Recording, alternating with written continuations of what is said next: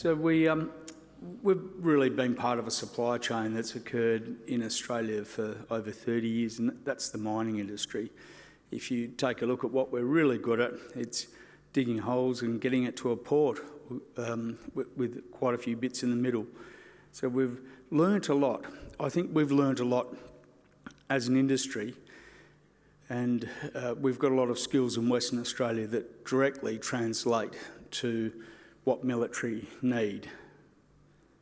So I'll talk about, we've had 30 years doing this, and this is the second iteration of us, first of all, becoming really good at understanding heat and dust and shock and vibe in the Australian harsh conditions for mining.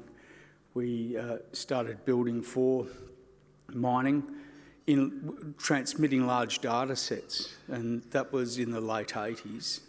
At that point, analog became digital, and that shift from the traditional ways of transferring and radio were committed to data, and that change has been really useful for us to develop our own Australian sovereign industrial capability. And with that, we've had those two iterations of transfer back to military from mining. So what have we offered back? Well, I mentioned before, we were really good at sealing from dust and dealing with heat.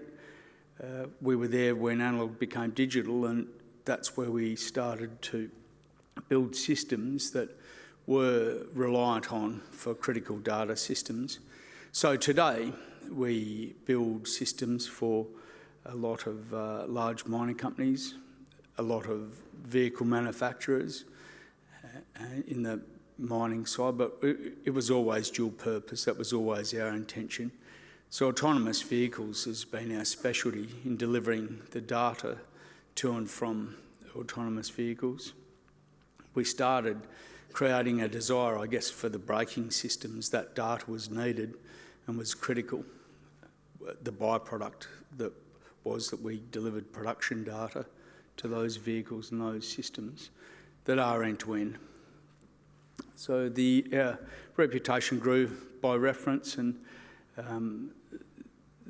that was largely due to us understanding that the need for quality and punctuality very early on in our customers' lives. Military has a very low appetite for being late. I'm sure a lot of people will share that.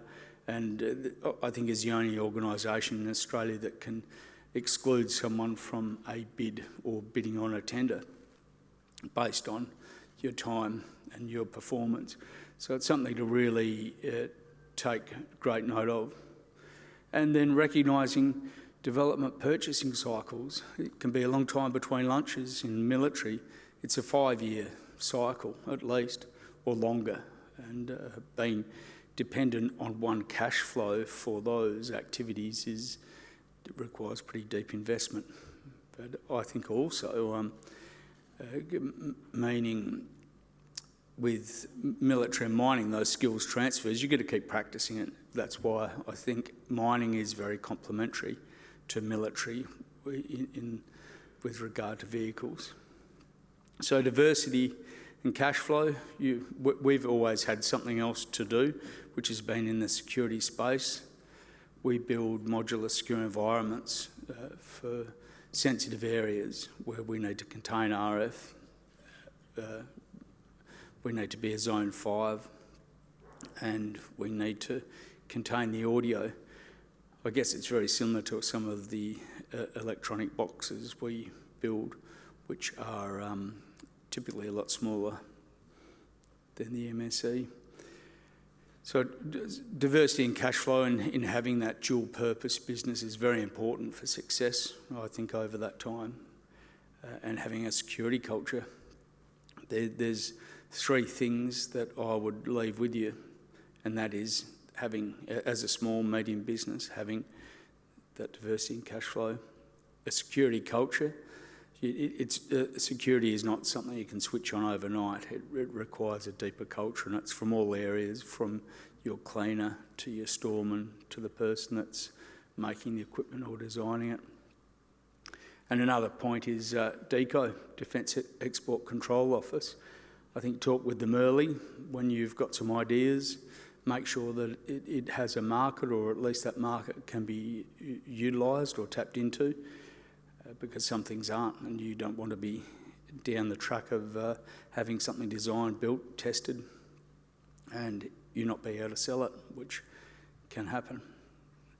So that's really the message that I've got today, is for small, medium businesses that are mining fringe in Western Australia. And we've got some wonderful skills and trades that are directly applicable to military. Thank you.